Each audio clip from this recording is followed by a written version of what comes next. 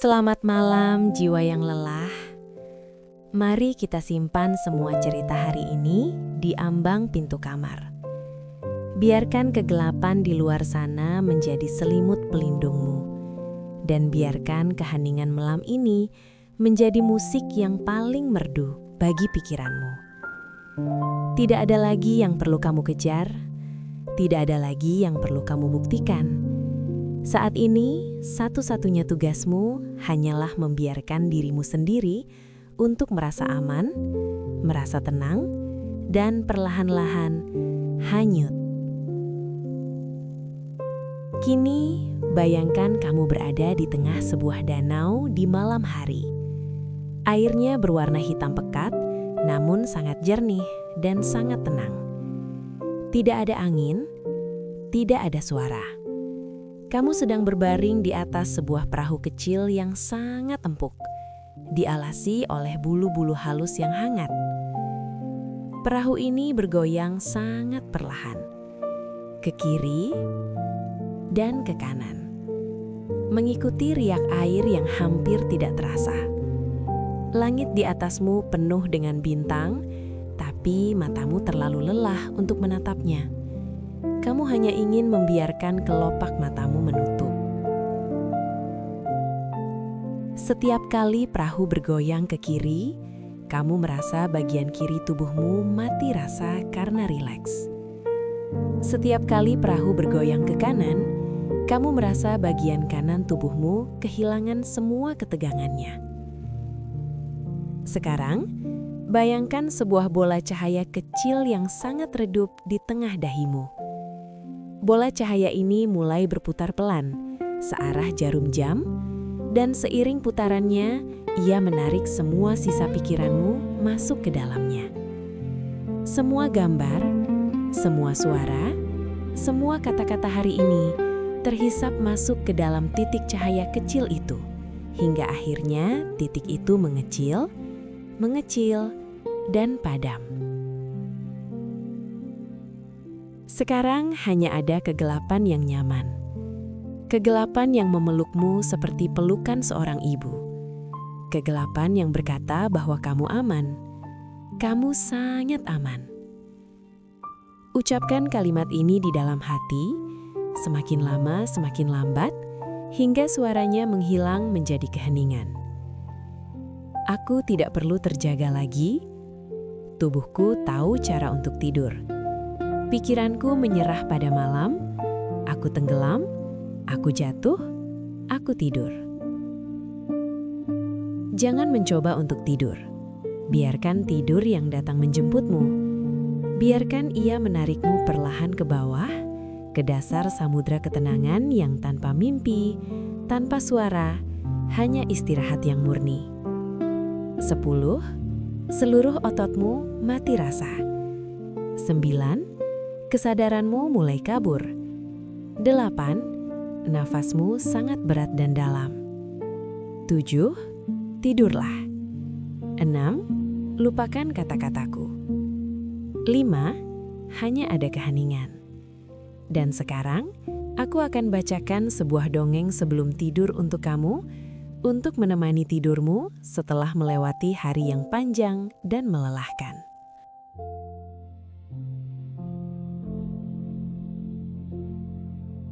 Dahulu kala, di sebuah lembah hijau yang dipeluk oleh kabut tipis di kaki gunung berapi yang tertidur, berdirilah sebuah gubuk kayu yang sudah tua. Dinding bambunya mulai menguning, dan atap rumbianya seringkali berbisik ditiup angin pegunungan yang dingin.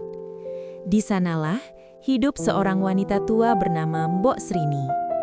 Mbok Srini adalah sosok yang lembut. Wajahnya adalah peta dari ribuan cerita. Kerutan di sudut matanya menandakan ia sering tersenyum. Namun sorot matanya menyimpan sebuah lubang besar yang tak kunjung terisi. Sudah bertahun-tahun ia hidup sebatang kara, sejak suaminya meninggal dunia. Setiap pagi, sebelum matahari benar-benar bangun dari ufuk timur, Mbok Srini sudah sibuk di ladang kecil belakang rumahnya. Ia mencangkul tanah, menyiram sayuran, dan memetik pucuk-pucuk daun untuk dijual ke pasar desa yang jaraknya cukup jauh. Namun, ada satu hal yang selalu terasa ganjil dalam hidupnya. Di tengah kicauan burung kutilang dan gemericik air sungai yang jernih, rumah Mbok Srini terasa terlalu sepi. Tidak ada suara tawa kecil yang berlarian di lantai tanah. Tidak ada suara rengekan manja yang meminta dibuatkan ubi rebus di sore hari. Hanya ada suara detak jam kayu tua dan desah napasnya sendiri yang menemani malam-malam panjang di bawah cahaya pelita yang temaram. "Andai saja aku punya seorang anak," bisiknya suatu sore, sambil menatap langit yang berubah warna menjadi jingga keunguan. "Seseorang yang bisa kuajak bicara, seseorang yang bisa meneruskan doa-doaku saat aku sudah tiada nanti." Keinginan itu bukan sekedar keinginan biasa. Bagi Mbok Srini, seorang anak adalah cahaya yang akan mengusir bayang-bayang kesepian yang selalu mengekor di belakangnya. Ia seringkali membayangkan sedang menyisir rambut seorang anak perempuan atau mengajari seorang putra cara menanam jagung yang benar. Namun, di usianya yang sudah senja, harapan itu terasa seperti memeluk punggung pelangi. Indah, tapi mustahil untuk digapai. Tetapi alam semesta terkadang mendengarkan dengan cara yang tak terduga. Di balik hutan lebat yang membatasi ladangnya, ada sebuah tempat yang dianggap angker oleh penduduk desa. Hutan itu gelap, dipenuhi pohon-pohon raksasa yang akarnya melilit seperti ular purba. Konon, di sanalah bersemayam kekuatan-kekuatan tua yang tak tersentuh logika manusia. Mbok Srini tahu akan bahaya itu, tapi rasa sepinya jauh lebih besar daripada rasa takutnya. Setiap kali ia berdoa di depan tungku api yang menyala, permintaannya selalu sama. Ia tidak meminta emas yang melimpah, tidak juga meminta istana yang megah. Ia hanya meminta sebuah kehidupan kecil untuk ia cintai.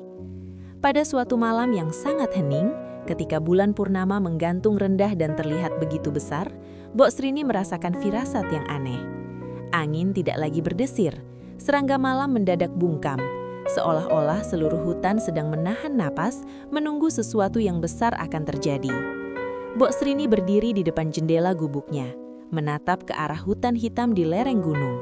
Ia tidak tahu bahwa malam itu adalah akhir dari kesunyiannya, sekaligus awal dari sebuah takdir yang akan mengubah hidupnya selamanya. Malam itu bukanlah malam biasa. Rembulan yang menggantung di langit tidak berwarna kuning pucat seperti biasanya, melainkan putih keperakan yang tajam, seolah sedang mengawasi setiap gerak-gerik makhluk di bumi. Mbok Srini, didorong oleh rasa sepi yang sudah tak tertahankan, melangkah keluar dari gubuknya. Kakinya yang pecah-pecah menapaki jalan setapak menuju pinggiran hutan terlarang, tempat yang selama ini hanya berani ia pandang dari kejauhan. "Siapapun yang mendengar," bisiknya Mbok Srini pada angin malam yang menusuk tulang, "berikanlah aku seorang anak, aku hanya ingin seorang anak." Tiba-tiba, tanah di bawah kakinya bergetar. Gempa kecil itu membuat dedaunan kering beterbangan dan burung-burung malam terbang menjauh dengan suara parau yang ketakutan. Dari balik pepohonan raksasa yang usianya ratusan tahun, muncul sesosok bayangan yang menutupi cahaya bulan. Tinggi badannya melampaui pohon kelapa, kulitnya hijau gelap mengkilap seperti lumut yang tumbuh di batu nisan, dan matanya merah menyala bak bara api yang ditiup angin. Dialah Buto Ijo, sang raksasa penjaga hutan yang namanya hanya berani disebut dalam bisikan ketakutan oleh penduduk desa. Hahaha, suaranya menggelegar, meruntuhkan ranting-ranting pohon di sekitarnya. "Seorang wanita tua yang berani masuk ke wilayahku? Apa kau sudah bosan hidup, Mbok Tua?" Mbok Srini jatuh terduduk. Jantungnya berdegup kencang seolah ingin melompat keluar dari dadanya. Namun, keinginan untuk memiliki anak memberinya keberanian yang luar biasa. Ia mendongak, menatap wajah raksasa yang taringnya mencuat keluar dari bibir yang lebar. "Aku tidak takut mati, raksasa," jawab Mbok Srini dengan suara bergetar namun tegas. "Aku hanya takut mati dalam kesepian. Aku memohon padamu, dengan kekuatanmu yang besar, berikanlah aku seorang anak." Raksasa itu terhenti. Ia menyeringai, menampilkan deretan gigi yuningnya yang besar-besar. Raksasa itu tidaklah murah hati. Setiap pemberiannya selalu memiliki harga yang sangat mahal. "Anak, aku bisa memberimu lebih dari sekedar anak. Aku bisa memberimu keajaiban. Tapi ingat, Mbok Tua, di dunia ini tidak ada yang gratis." Buto Ijo merogoh sesuatu dari kantong kulit binatang yang terikat di pinggangnya. Ia mengeluarkan sebutir biji mentimun namun ukurannya lebih besar dan permukaannya berkilau seperti emas murni di bawah cahaya rembulan. "Tanam biji ini di ladangmu," perintah Buto Ijo. Suaranya kini rendah dan serak, menciptakan aura dingin yang mencekam. "Dalam waktu singkat, kau akan mendapatkan apa yang kau inginkan. Seorang anak perempuan yang cantik, secerah emas di tanganmu." Mbok Srini menerima biji itu dengan tangan gemetar. Matanya berkaca-kaca karena bahagia. Namun sebelum ia sempat berterima kasih, Buto Ijo membungkuk rendah, wajahnya hanya berjarak sejengkal dari Mbok Srini. Napas Buto Ijo berbau belerang dan tanah basah. "Tapi dengarlah syaratku," kata Buto Ijo dengan nada mengancam. "Anak itu adalah pinjaman. Saat dia sudah besar, tepat di usianya yang ke-17, aku akan datang kembali. Pada saat itu, kau harus menyerahkannya kepadaku. Dia akan menjadi santapanku yang paling lezat. Apakah kau setuju?" Dunia seolah berhenti berputar bagi Mbok Srini. 17 tahun, itu waktu yang lama pikirnya, dalam hati yang kalut. Mungkin di masa depan akan ada jalan keluar. Saat ini yang ia inginkan hanyalah mengakhiri kesunyian di gubuknya. Tanpa berpikir panjang tentang konsekuensi yang akan menghancurkan hatinya di kemudian hari, Mbok Srini mengangguk lemah. "Aku setuju," bisiknya. "Bagus, jangan coba-coba ingkar, karena aku bisa mencium bau ketakutanmu dari puncak gunung tertinggi Ranti." Buto Ijo tertawa lagi, lalu berbalik dan menghilang ke dalam kegelapan hutan secepat kilat, meninggalkan Mbok Srini yang berdiri sendirian memegang sebutir biji emas yang akan mengubah takdirnya selamanya. Setelah pertemuan mencekam di bawah bulan purnama, Mbok Srini pulang dengan langkah yang terasa ringan sekaligus berat. Di telapak tangannya, biji mentimun pemberian Buto Ijo berkilau redup, seolah memiliki denyut jantungnya sendiri. Setibanya di gubuk, ia tidak bisa memejamkan mata. Bayang-bayang wajah raksasa itu masih menghantui. Namun harapan akan hadirnya seorang anak jauh lebih kuat menguasai benaknya. Begitu fajar menyingsing dan embun masih membasahi ujung rumput, Mbok Srini segera menuju ke bagian paling subur di ladang belakang rumahnya. Dengan penuh kehati-hatian, ia menggali tanah, meletakkan biji emas itu, dan menutupinya kembali sambil membisikkan doa-doa tulus. "Tumbuhlah dengan baik, duhai anugerah," bisiknya lembut. Keajaiban pun dimulai. Biasanya tanaman membutuhkan waktu berminggu-minggu untuk menampakkan pucuknya. Namun biji ini berbeda.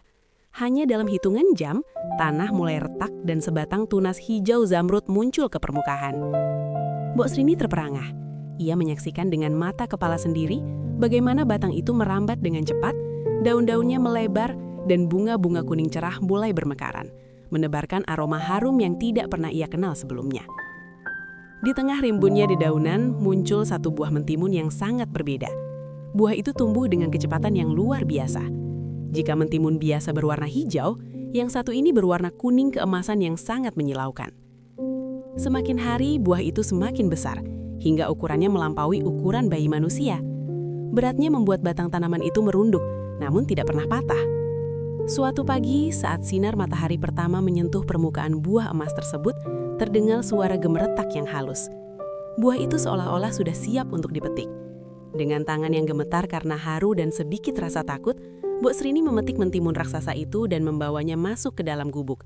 Ia meletakkannya di atas balai-balai bambu yang sudah dialasi kain jarik bersih. "Apakah ini saatnya?" tanya Mbok Srini pada kesunyian. Ia mengambil sebuah pisau kecil, lalu dengan sangat perlahan dan penuh kasih sayang, ia mulai membelah buah mentimun emas itu. Begitu kulit buah itu terbelah, cahaya kuning keemasan yang hangat memenuhi seisi ruangan, mengusir setiap sudut gelap di gubuk tua itu. Harum bunga melati yang segar menyeruak, memenuhi paru-paru Mbok Srini. Di dalam rongga buah yang berkilau itu, tidak ada biji-biji mentimun seperti biasanya. Sebaliknya, di sana berbaring seorang bayi perempuan yang sangat cantik. Kulitnya seputih melati, bibirnya merah delima, dan rambut hitam halusnya berkilau. Bayi itu tidak menangis, ia justru membuka matanya yang bulat dan bening, lalu menarik ujung kain jariknya. Air mata kebahagiaan tumpah membasahi pipi keriput Mbok Srini. Ia segera menggendong bayi mungil itu, mendekapnya erat ke dadanya yang hangat. Rasa sepi yang selama puluhan tahun menyelimuti hatinya, seketika sirna, menguap seperti embun yang terkena matahari. Terima kasih, isaknya. Karena kau muncul dari mentimun yang paling indah, aku akan memberimu nama Timun Emas." Gubuk yang dulunya sunyi itu kini dipenuhi dengan suara-suara kehidupan. Mbok Srini sibuk membuatkan tempat tidur yang nyaman dari kapas pohon randu dan menjahit baju-baju kecil dari sisa-sisa kainnya. Ia sejenak lupa akan bayang-bayang buto ijo. Baginya, saat ini hanya ada dia dan timun emas. Ia berjanji dalam hati akan mencintai anak ini lebih dari nyawanya sendiri. Meski ia tahu ada sebuah rahasia besar yang tersembunyi di balik kelahiran ajaib sang putri. Waktu berjalan seperti aliran sungai yang tenang namun tak pernah berhenti. Gubuk tua di lereng gunung itu tidak lagi menjadi tempat yang sunyi dan dingin. Sejak kehadiran timun emas, dinding-dinding bambunya seolah ikut bernafas dan berseri. Suara tawa kecil yang dulu hanya ada dalam mimpi Mbok Srini, kini menggema setiap hari, memantul di antara pepohonan rimbun yang mengepung rumah mereka. Timun emas tumbuh dengan keajaiban yang melekat pada namanya. Ia bukan sekedar anak biasa.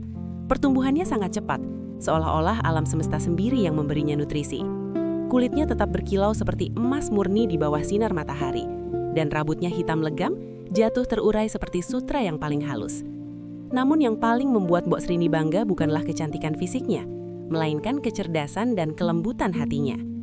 Pada usia 10 tahun, Timun Emas sudah mampu membantu ibunya di ladang. Ia seolah memiliki koneksi batin dengan tanaman. Setiap biji sayuran yang disentuhnya akan tumbuh lebih subur dan hijau. "Ibu lihat, bunga-bunga ini tersenyum padaku," ucapnya suatu pagi sambil menunjukkan kuncup mawar hutan yang mekar seketika saat ia mendekat. Mbok Srini hanya bisa tersenyum getir, mendekap putrinya erat sambil dalam hati ia menghitung sisa waktu yang mereka miliki. Setiap kali Timun Emas tertawa, Mbok Srini merasa seperti disayat sembilu. Di balik kebahagiaan itu, ada kalember tak kasat mata yang terus berdetak di kepalanya. Setiap ulang tahun Timun Emas yang dirayakan dengan ubi rebus dan doa-doa tulus adalah selangkah lebih dekat menuju perjanjian berdarah di bawah bulan purnama 17 tahun yang lalu. Rahasia itu disimpan Mbok Srini rapat-rapat di dasar hatinya yang paling dalam. Ia tidak pernah membiarkan Timun Emas bermain terlalu jauh ke arah hutan hitam tempat buto ijo bersemayam. "Jangan ke sana, Nak. Hutan itu penuh dengan duri dan binatang buas." Begitu alasannya setiap kali Timun Emas menatap penasaran ke arah pepohonan raksasa yang tampak angker itu. Namun Timun Emas mulai merasakan kegelisahan ibunya. Ia sering melihat Mbok Srini melamun di depan tungku api, menatap nyala api dengan mata yang berkaca-kaca. Ia sering mendengar ibunya berbisik dalam doa malamnya, memohon ampunan dan perlindungan dari sesuatu yang disebut janji raksasa. "Ibu, apa yang ibu takutkan?" tanya Timun Emas suatu ore saat mereka duduk di teras melihat matahari terbenam. "Apakah ada badai yang akan datang?" Mbok Srini terperanjat. Ia mengesap pipi putrinya yang lembut dengan tangannya yang kasar. "Hanya badai kecil di hati ibu, sayang. Kau tidak perlu khawatir. Selama ada ibu, tidak akan ada yang bisa menyentuhmu." Namun alam seolah memberikan peringatan. Beberapa kali, saat malam mencapai puncaknya, Timun Emas terbangun karena merasakan getaran halus di tanah. Getaran yang sama seperti langkah kaki makhluk raksasa. Ia juga sering mendengar suara tawa parau yang terbawa angin dari arah hutan, sebuah suara yang membuatnya merinding tanpa alasan yang jelas. Kini Timun Emas telah genap berusia 15 tahun. Ia telah menjadi gadis remaja yang mempesona, menjadi bunga desa yang paling indah, meski ia jarang keluar dari lingkungan ladangnya. Kecantikannya menjadi buah bibir, namun tak ada yang tahu bahwa kecantikan itu adalah kutuk yang sedang menunggu waktu untuk ditagih. Mbok Srini mulai jatuh sakit karena beban pikiran. Ia tahu, hanya tersisa 2 tahun lagi sebelum buto ijo datang untuk mengambil kembali mentimun emasnya. Rahasia kelam itu mulai terasa terlalu berat untuk dipikul sendiri. Mbok Srini tahu, saatnya akan tiba bagi Timun Emas untuk mengetahui siapa dia sebenarnya dan mengapa raksasa hijau itu begitu menginginkannya. Waktu laksana pencuri yang mengendap-endap di kegelapan, merayap tanpa suara hingga tiba-tiba ia berada tepat di depan pintu. Hari yang paling ditakuti Mbok Srini akhirnya tiba. Matahari terbit dengan warna merah yang tidak biasa, seolah-olah langit sedang meneteskan darah di atas puncak gunung. Hari ini, Timun Emas genap berusia 17 tahun. Sejak subuh, gubuk itu terasa mencekam. Tak ada nyanyian dari bibir Timun Emas saat ia menyapu halaman. Tak ada aroma masakan sedap dari dapur Mbok Srini. Sebaliknya, udara terasa berat, penuh dengan bau belerang yang samar terbawa angin hutan. Getaran-getaran halus mulai terasa di permukaan air dalam tempayan, menciptakan riak-riak kecil yang menandakan sesuatu yang sangat besar sedang bergerak mendekat. Timun Emas berdiri di ambang pintu, menatap ibunya yang sedang duduk bersimpuh di depan tungku yang padam. Bahu wanita tua itu berguncang hebat.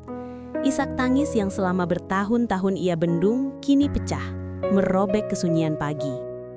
"Ibu, ada apa?" tanya Timun Emas lembut. Ia berlutut di samping Mbok Srini, membelai tangan ibunya yang kini terasa sedingin es. "Mengapa ibu menangis di hari ulang tahunku? Apakah aku melakukan kesalahan?" Mbok Srini mendongak, matanya merah dan sembab. Ia menatap wajah putrinya yang jelita, wajah yang merupakan satu-satunya alasan ia bertahan hidup. Dengan suara yang parau dan terputus-putus, ia akhirnya menceritakan segalanya, tentang kesepian yang menyiksa belasan tahun lalu, tentang pertemuannya dengan buto ijo di hutan terlarang, tentang biji mentimun emas, dan tentang perjanjian berdarah itu. "Kau bukan lahir dari rahimku, Nak," isak Mbok Srini.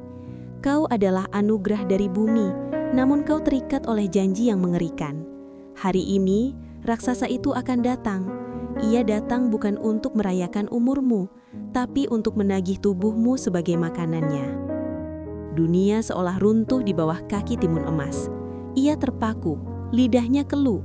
Segala mimpi indah tentang masa depan, tentang merawat ibunya hingga tua, dan tentang hidup sederhana di lereng gunung, seketika sirna ditelan kenyataan bahwa dirinya hanyalah ternak bagi seorang raksasa.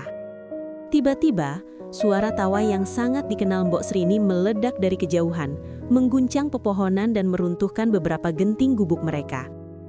"Ha ha ha, Mbok Srini, mana janjimu? Aku sudah lapar. Serahkan gadis itu sekarang." Suara buto ijo menggelegar seperti guntur yang membelah langit. Burung-burung terbang berhamburan ketakutan. Dari balik bukit, tampak kepala raksasa itu muncul. Matanya yang merah menyala mencari-cari keberadaan mangsanya.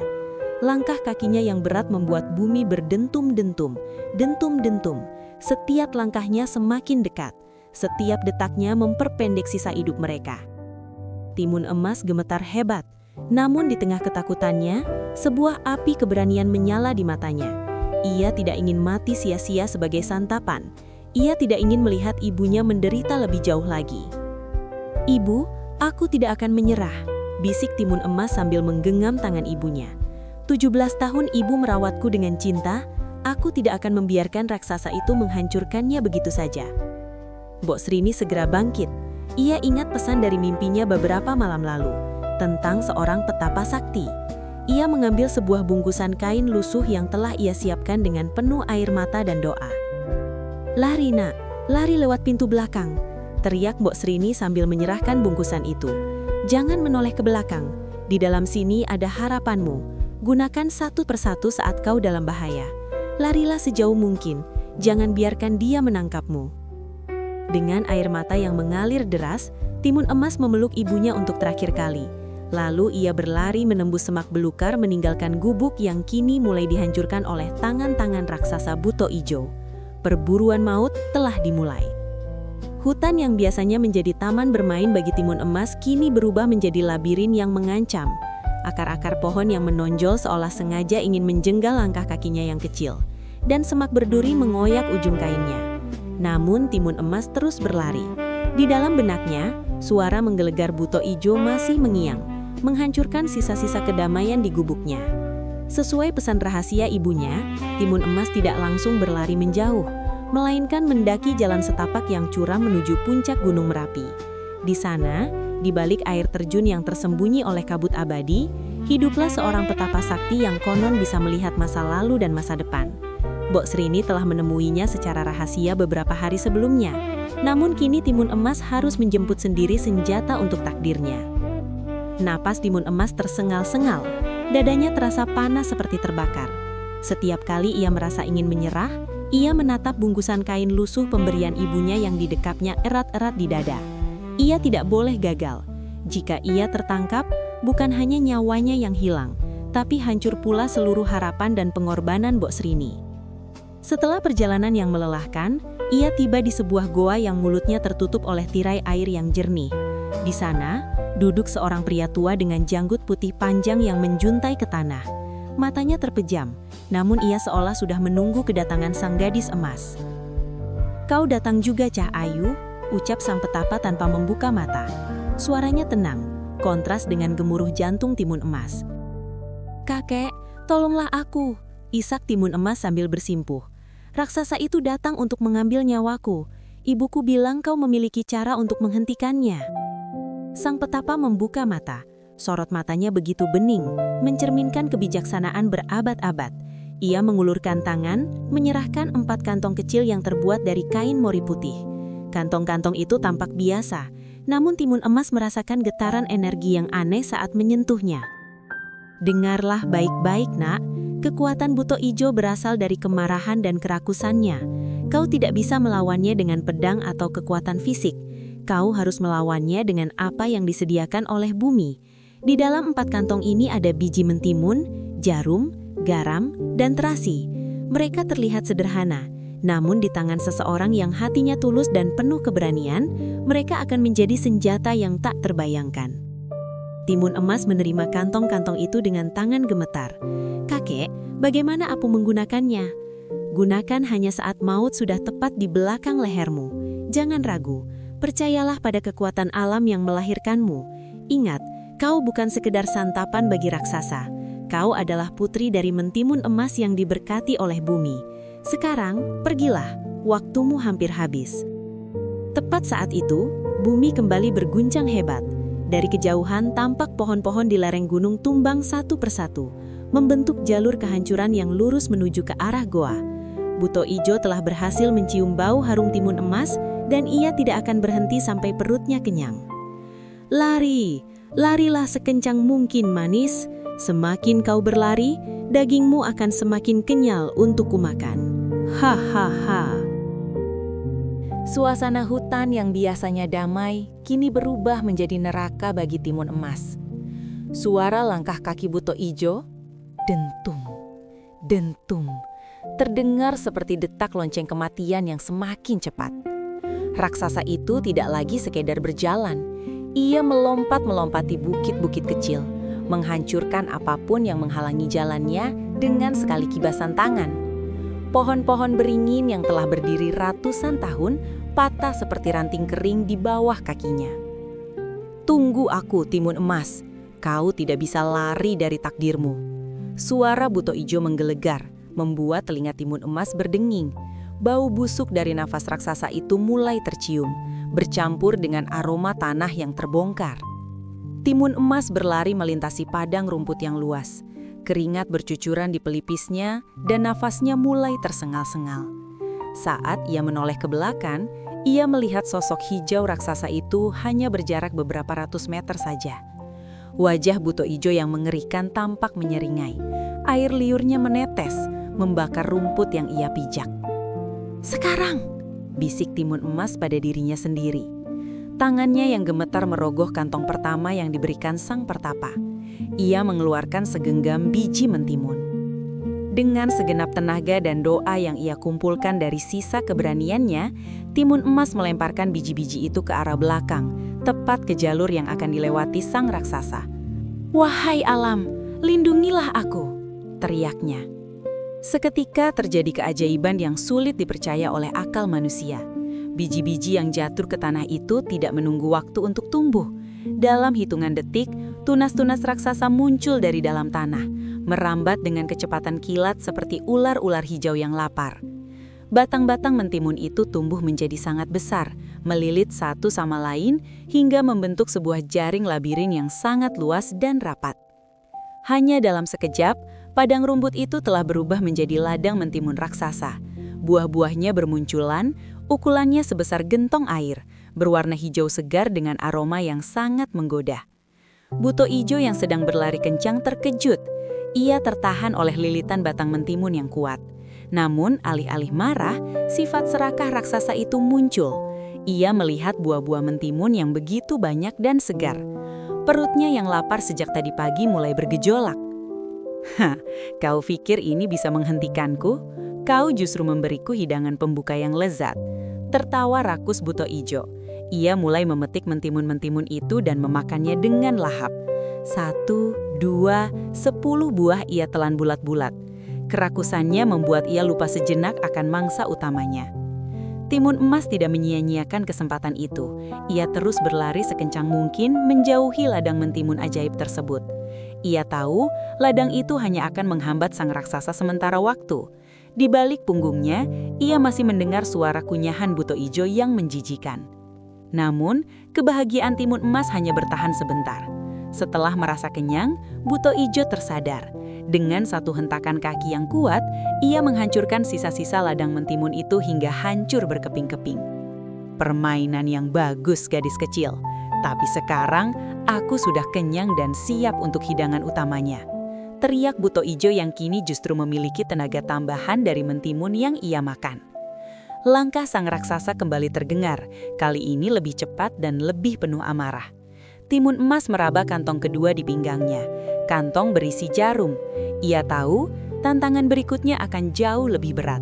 Medan pengejaran kini memasuki wilayah hutan yang lebih lebat, di mana maut mengintai di setiap bayangan pohon. Nafas Timun Emas terasa seperti api yang membakar kerongkongannya. Jantungnya berdegup kencang, seirama dengan dentuman langkah kaki buto ijo yang kini kembali mendekat. Ladang mentimun tadi memang sempat menghambat sang raksasa, namun kini makhluk hijau itu tampak lebih bertenaga dan jauh lebih marah. Geramannya membuat daun-daun di pohon rimbun berguguran, dan aura gelap yang dipancarkannya membuat hutan di sekeliling Timun Emas terasa semakin mencekam. "Kau pikir bisa mempermainkanku dengan sayuran itu, ha?" teriak buto ijo. Suaranya memecah kesunyian hutan, membuat hewan-hewan liar lari tunggang-ganggang. "Aku akan mematahkan tulang-tulangmu sebelum aku menelanmu bulat-bulat." Timun Emas menoleh sekilas ke belakang. Jaraknya kini tinggal beberapa belas meter. Ia bisa melihat dengan jelas pori-pori kulit raksasa itu yang kasar seperti kulit jeruk purut, serta kuku-kuku jarinya yang panjang dan kotor. Saat buto ijo menjulurkan tangannya yang besar untuk mencengkeram bahu Timun Emas, sang gadis segera merogoh kantong kedua dari pinggangnya. Di dalamnya terdapat segenggam jarum. Jarum-jarum itu tampak kecil dan rapuh, namun Timun Emas mengingat pesan sang pertapa, "Percayalah pada kekuatan alam." "Wahai bumi yang melahirkanku, jadilah pelindungku," seru Timun Emas dengan suara lantang. Ia melemparkan jarum-jarum itu ke arah jejak kakinya sendiri. Keajaiban kedua terjadi seketika. Begitu jarum-jarum itu menyentuh tanah, mereka tidak tertancap begitu saja.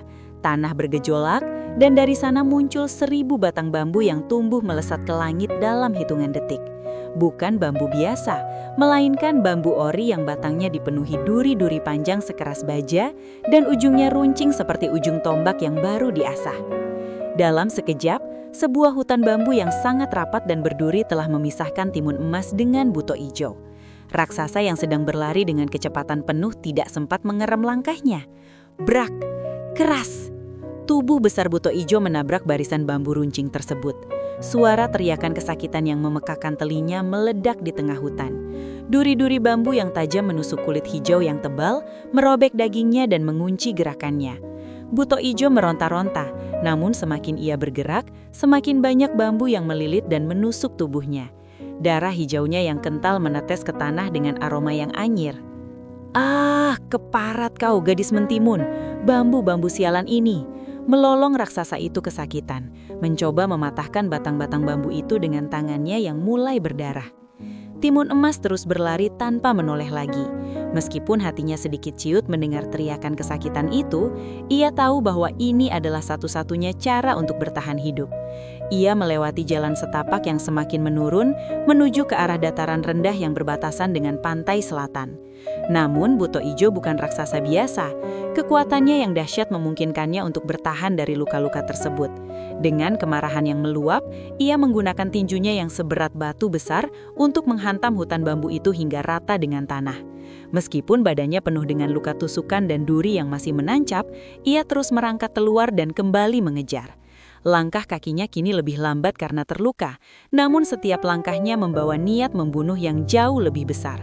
Ia tidak lagi mengejar karena lapar, melainkan karena dendam yang membara. Timun Emas kini tiba di tepi sebuah padang pasir yang luas. Di depan sana, ia bisa melihat garis pantai dan deburan ombak laut selatan yang ganas. Ia merasa tenaganya mulai habis, kakinya lemas dan pandangannya sedikit mengabur karena kelelahan yang luar biasa. Ia meraba kantong ketiga di pinggangnya. Garam.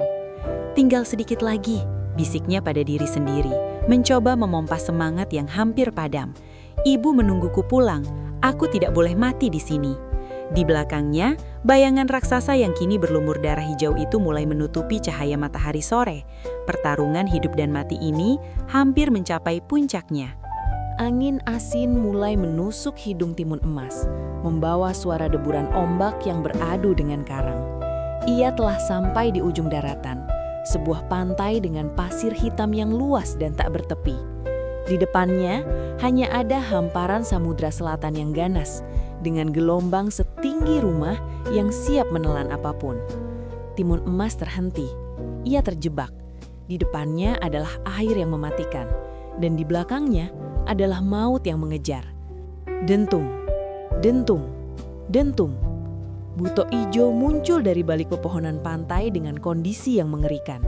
Tubuhnya penuh dengan goresan duri bambu. Darah hijaunya telah mengering dan meninggalkan kerak di kulitnya yang kasar.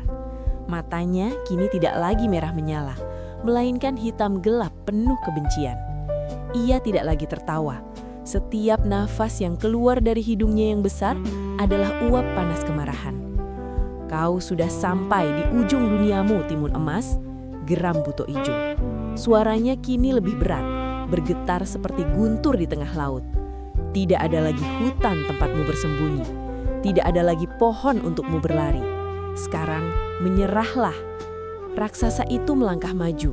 Setiap pijakannya membuat pasir pantai terlempar ke udara. Timun Emas bisa merasakan dinginnya air laut mulai membasahi kakinya. Ia menatap ke langit, memohon kekuatan terakhir. Tangannya yang gemetar merogoh kantong ketiga. Garam. Di dalam kantong itu, butiran-butiran kristal garam tampak bersinar putih bersih. Timun Emas menggenggamnya erat, merasakan kekuatan magis yang dingin mengalir ke jemarinya. Saat Buto Ijo hanya berjarak 5 langkah darinya, begitu dekat hingga Timun Emas bisa melihat kemarahan di pupil matanya, ia melemparkan garam itu ke arah pasir di antara mereka. "Wahai air kehidupan, bangkitlah dan jagalah kesucianku," teriak Timun Emas. Keajaiban ketiga meledak dengan dahsyat. Pasir pantai yang tadinya kering dan padat tiba-tiba mencair, runtuh ke dalam bumi. Dan dari rekahan itu menyembur air asin yang sangat banyak. Dalam sekejap mata, daratan di depan Buto Ijo lenyap, berganti menjadi lautan yang sangat luas, dalam dan berombak ganas. Buto Ijo yang sedang dalam momentum berlari tidak bisa berhenti. Tubuh raksasanya yang sangat berat itu jatuh terjerembab ke dalam air. Biur, menciptakan gelombang pasang yang besar. Raksasa itu tidak bisa berenang dengan baik. Tubuhnya yang besar dan berat justru menjadi beban di dalam air. Ia terombang-ambing, tenggelam, lalu muncul kembali ke permukaan sambil batuk-batuk mengeluarkan air asin. "Terkutuk kau, gadis kecil!" "Ah!" Ia berteriak sambil memukul-mukul air dengan tangannya, mencoba menggapai daratan tempat Timun Emas berdiri. Namun, lautan itu seolah memiliki nyawa. Setiap kali Buto Ijo hampir mencapai tepi, ombak besar datang menghantam wajahnya, menyeretnya kembali ke tengah laut yang dalam. Timun Emas menyaksikan pemandangan itu dengan nafas memburu. Untuk sesaat, ia merasa aman. Ia melihat raksasa itu berjuang hidup dan mati melawan kekuatan samudra. Tetapi Buto Ijo adalah makhluk yang tercipta dari kekuatan kuno. Meski tubuhnya tersiksa oleh garam yang pedih di luka-lukanya, dendamnya memberinya kekuatan di luar batas. Dengan usaha yang luar biasa, ia mulai merangkak di dasar laut, menggunakan jarinya yang kuat untuk mencengkeram karang-karang tajam di bawah air. Perlahan-laman pasti, kepalanya kembali muncul di permukaan, lebih dekat ke arah pantai. Timun Emas menyadari bahwa laut pun tidak cukup untuk menghentikan takdir yang mengejarnya. Tenaganya benar-benar sudah berada di titik nadir. Ia jatuh berlutut di atas pasir. Air matanya mulai mengalir di pipinya. Ia menatap kantong terakhir di pinggangnya. Kantong yang paling kecil, yang paling berbau menyengat, dan yang paling ia ragukan kekuatannya. Terasih. "Tinggal satu lagi," bisiknya lirih. Suaranya hampir hilang ditelan deru ombak. Di tengah laut, Buto Ijo berhasil berdiri kembali di air yang lebih dangkal. Matanya menatap tejas ke arah Timun Emas, seolah berkata bahwa akhir dari perjalanan ini sudah sangat dekat. Raksasa itu mulai melangkah keluar dari air. siap untuk mengakhiri perburuan maut ini selamanya. Matahari mulai tenggelam di ufuk barat, menumpahkan warna merah tembaga yang dramatis ke atas permukaan laut yang masih bergejolak. Buto Ijo kini hanya berjarak beberapa tombak dari bibir pantai. Ia berjalan dengan tertatih-tatih, tubuhnya yang raksasa terhuyang-huyang, namun matanya tetap menyala dengan kebencian yang murni. Tiap langkahnya membuat tanah di tepi pantai bergetar, dan air laut memercik menjauh dari kakinya yang besar. Tak ada lagi tempat untuk bersembunyi, bocah manis, raung Buto Ijo. Suaranya kini serak, penuh dengan air asin dan dendam. Semua mantra dan keajaibanmu sudah habis, sekarang kau milikku. Timun Emas berdiri tegak, meski kakinya gemetar hebat dan nafasnya terasa tipis seperti benang yang hampir putus, ia tidak menolak untuk jatuh. Ia memandang ke arah rumahnya, ke arah lereng gunung di kejauhan di mana Embok Srini menunggunya dengan doa yang tak pernah putus. Ingatan akan kasih sayang ibunya adalah bahan bakar terakhir yang tersisa di dalam jiwanya. Dengan tangan yang kini tak lagi gemetar, ia merogoh kantong terakhirnya. Di dalamnya hanya ada sepotong terasi yang sangat menyengat dan pekat. Bagi orang biasa, ini hanyalah bumbu dapur yang remeh. Namun bagi Timun Emas, ini adalah kunci kebebasannya. Ia tidak menunggu Buto Ijo mendekat lagi. Dengan sisa tenaga terakhir yang ia miliki, Timun Emas melemparkan terasi itu ke arah depan, tepat di bawah kaki sang raksasa. "Wahai air kehidupan, telanlah keserakahan ini," serunya dengan sisa suaranya yang parau. Begitu terasi itu menyentuh tanah, keajaiban keempat dan yang paling dahsyat pun terjadi. Tanah itu tidak sekedar retak. Tanah di bawah kaki Buto Ijo tiba-tiba melunak dan berubah menjadi lautan lumpur panas yang mendidih. Permukaan tanah itu meletup-letup, mengeluarkan asap belerang yang tebal dan panas yang menyengat. Buto Ijo terkesihap. Ia mencoba menarik kakinya. Namun, lumpur itu bersifat menghisap. Semakin ia beronta, semakin dalam tubuhnya terperosok ke dalam kawah lumpur dadakan itu. "Tidak, apa ini? Panas, sangat panas," raung Buto Ijo. Suaranya kini melengking, kehilangan wibawanya sebagai penguasa hutan. Ia mencoba meraih batang pohon terdekat, namun tangannya hanya mencengkeram udara. Lumpur panas itu kini telah mencapai pinggangnya, membakar kulit hijaunya yang tebal dan menghancurkan kekuatan yang tersisa. Timun Emas mundur perlahan dengan matanya terpaku pada pemandangan yang mencekam itu. Ia melihat raksasa yang selama bertahun-tahun menghantui mimpinya, kini perlahan hilang di telan bumi. Buto Ijo terus berteriak, memohon dan mengancam, namun suaranya perlahan melemah, seiring tubuhnya yang tenggelam lebih dalam ke dalam perut bumi. Hingga akhirnya, suara itu hilang sepenuhnya, meninggalkan gumpalan lumpur yang tenang dan permukaan yang mulai mengeras kembali. Keheningan seketika menyelimuti pantai. Hanya ada suara deburan ombak yang kini terdengar damai, seolah ikut merayakan kemenangan sang gadis. Timun Emas jatuh terduduk di atas pasir. Rasa lelah yang luar biasa menghantam dirinya. Namun ia sadar bahwa ia telah memenangkan pertempuran bukan hanya melawan raksasa, tetapi melawan takdirnya sendiri. Ia telah mengubah santapan menjadi seorang pejuang. Ia segera bangkit dan mulai berjalan pulang. Langkahnya berat namun mantap. Sepanjang perjalanan melewati hutan yang kini terasa lebih tenang, ia bisa merasakan bisikan angin yang seolah memberi selamat. Saat ia mencapai gubuk tua di lereng gunung, hari sudah malam.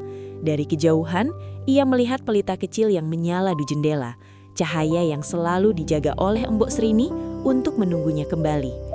Embok Srini berlari keluar gubuk saat mendengar langkah kaki putrinya.